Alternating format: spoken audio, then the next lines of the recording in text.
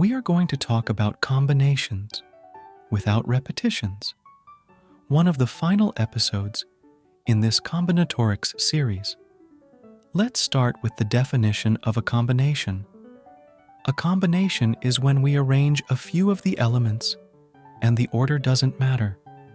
It is basically same as the permutations with repetition, just that the order doesn't matter. That basically means these two rows of squares are the same. Now let's see an example with 3 squares. Since the order doesn't matter, all the squares can be the same color.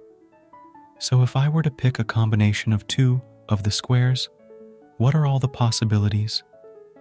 Let's first see all the possibilities of one of the 2 squares, which is 3.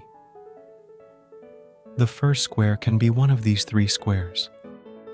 The second square can only be one of the remaining 2 squares, since the one of the 3 squares is already the first square. At this point, you might think we should multiply 3 and 2 together. You are right, but if we swap the position of the squares, that should not be considered as another possibility, because the order doesn't matter.